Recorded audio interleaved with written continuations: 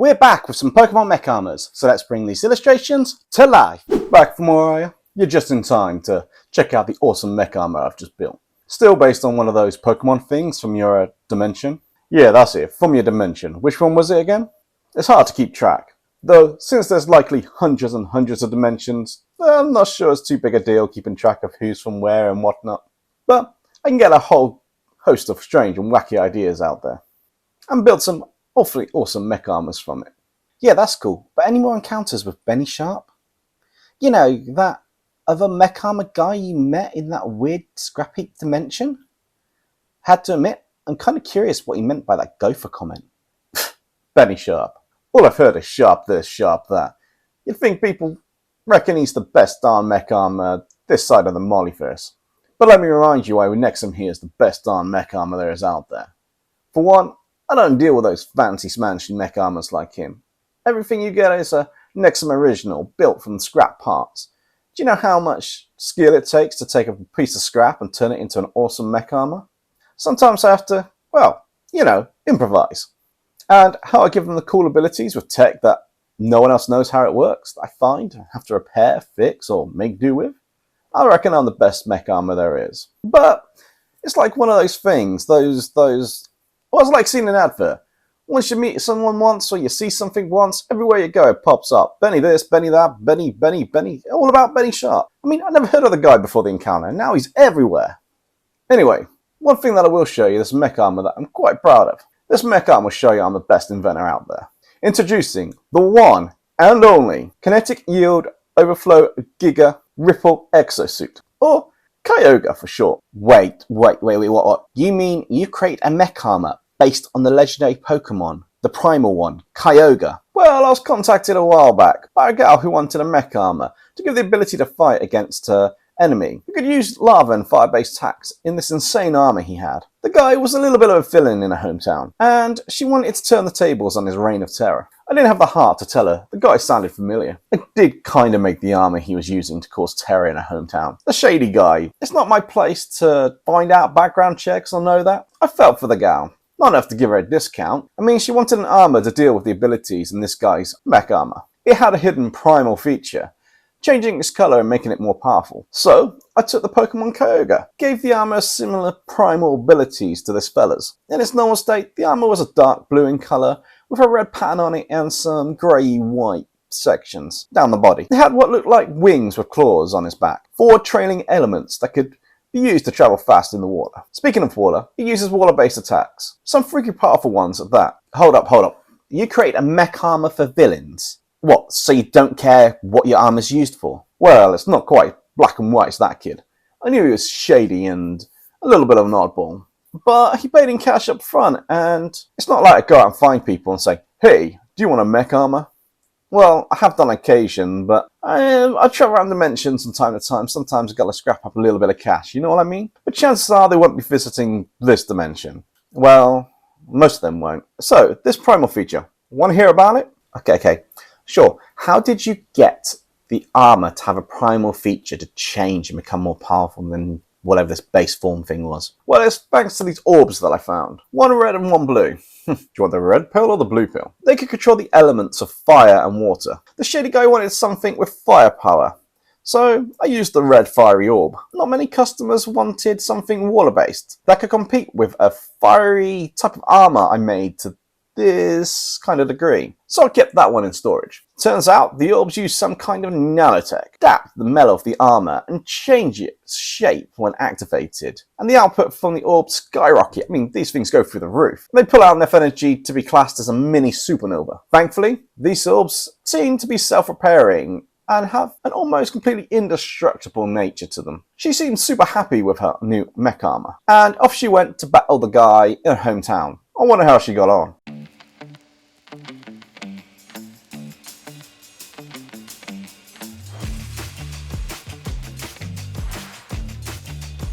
Next up was one of the strangest and perhaps cooler Mech Armors I've had to make. This one was based on Azelf, that Pokemon Azelf. Although to me this name sounds a little bit like a storage or a rental company.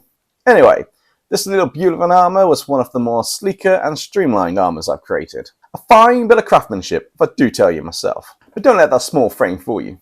This was an armour that looked almost as cool as, well, one of those SCP things from Dimension 692. At least, that's what people called them in their dimension. Now those are some cool looking life forms, let me tell you. There are a few that might give you nightmares. Speaking of which, do you like creepy stuff? Monsters, ghouls, ghastly, supernatural things and all that? Maybe I should tell you about this guy I met in a monster-filled universe. What was his name again? It was Bane? Yeah, Bainsworth was that. Aaronfold Bainsworth. He called himself, and he had some rather fascinating stories about the creatures that he had encountered there. Maybe I should build some mech armors around those beasts, as he called them. What do you think? Maybe some monster mech armors or some SCP ones, but that's something for another time. Well, that does sound rather interesting and all, but you were telling me about this Azelf mech armor? Don't get me wrong, I love a good monster story and finding out about other things. But can we keep to one subject at a time? For the viewers out there? Viewers? What do you mean viewers? Are you streaming this to an audience? You know the rule, don't you? No cameras allowed, no recording, and no viewers. Unless you're going to pay for something. Although, I'm the best mech armor inventor to ever grace this fine universe. It's not like I want to advertise who I am for everyone to see. You never know if there's going to be any disgruntled customers, or maybe they've offended somebody with the armors I create for them. And I don't want them, finding me, hunting me down, bringing retribution and all that lot. I'm just trying to earn a living here. I mean, it's not like I can't handle myself. I did perfectly fine in that dimension, Scrap Heap Bonanza with that fella. You know the one. I had that weird encounter with him. You mean Benny Sharp? You just spoke about him. I think you might be a little bit insecure. That, or you feel challenged by him meeting another guy who can make mech armors just as good or better than you? I don't know what you mean. The good old Benny Sharp, the best dang armor maker on this side of whatever dimension this is. Actually, no, on this side of the multiverse. On the other side of multiverse. Just the best damn mech maker there is.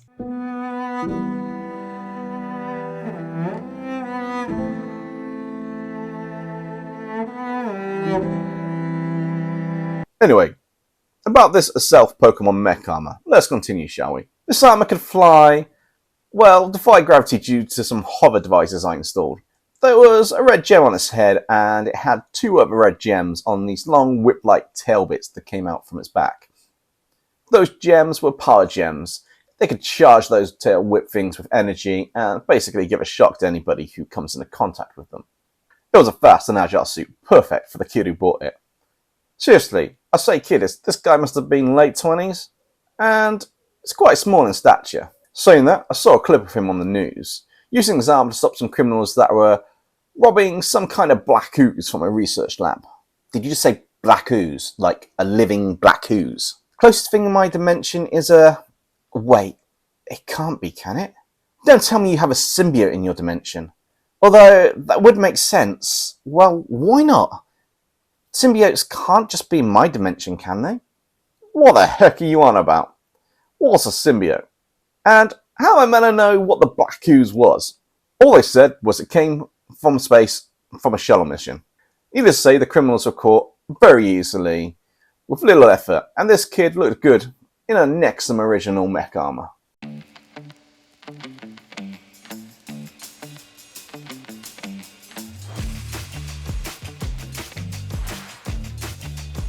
Are you ready for the next mech armor?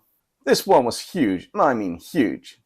It was like a giant in comparison to my other mech armors. Unfortunately, this is one that I have to class as an Omega level armor. One that could easily be a world ender. You built a mech armor that could destroy a world. Are you out of your freaking mind? Seriously, Nexum. And how big was this armor? Well, this was using a bit of alien tech that seemed to assimilate and increase the size of the armor once enough material had been absorbed or gathered. It had an AI, but it was damaged in an encounter and seemed to take the limiter off at times and made the armor grow as it takes on more material.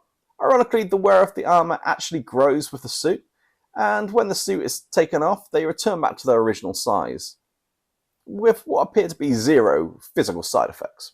Pretty amazing, I must say. But that's not why it's an Omega class armor. Nexum, hold on a minute. You're going to have to explain. You've never used the term Omega level in any of the talks about these armors before. What are you talking about? What the hell is Omega level other than a potential world ender from what you described? What? You don't know what an Omega level armor is? Let me tell you, how best to tell you?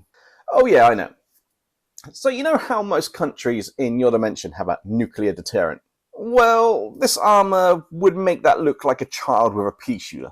That's an Omega level armor, powerful enough to take out a planet if it was left unchecked or misused. And you just happen to build one of these? Well, yeah, it happens more often than you think, but this time it was a complete, and I do mean a complete accident. You see, I was working on a mech armor for a client who had a rather bizarre and quirky feature request. They wanted to be able to have a vortex on the stomach that looked like a mouth and sucked in material from all the debris around to be able to clear it and rescue people that are trapped. That does seem like a cool idea. So how did it turn out to be an Omega level armor? I'm not sure I follow what went wrong. Well, I used a bit of alien tech that could create a micro vortex similar to a black hole and use the energy to recharge itself after it sucked material into it. But I did make a teeny tiny mistake. The genius inventor of that never gets anything wrong. Making a mistake. Surely not. Well, it does happen. Even to me, but it's rare, mind you. So here I was making this bit of tech work for the armor, and it just went on the fritz. I reckon it was broken or had a virus or something I couldn't detect with my gear when I first picked it up. So what did you do? Well, I finished the armor and I got the bugs out of it. It worked fine in the trial runs. No more weird glitches or whatnot. The doohickey was working perfectly and was able to clear rubble of 2 buildings in a matter of minutes without any issues. I'm getting confused. So you fixed the issue. Why is this an Omega level armor when you fixed the issue that made it an Omega level armor in the first place? I'll get into that part. Hold your horses. It was working fine. The client took the suit and went about rescuing citizens in an earthquake zone after a building collapsed. It all went perfectly. Well, that was until in the rubble there was an experimental energy core. I didn't think that it would be a problem, but it was using a completely untested power source. This had an unforeseen effect and corroded the program and the mindset of the client. The armor started to absorb and grow in size, forming a larger mouth on its stomach with extra arms coming out of it that could grab and pull more material into it for it to absorb and basically evolve. All the time, it was trying to quell this insatiable need to absorb and devour everything and anything in sight. So, what did you do? Well, did the only thing I could do. I waited till no one was looking, I opened up a portal, and I sent him to some strange dimension somewhere. It's not my problem, somebody else's, they can deal with it.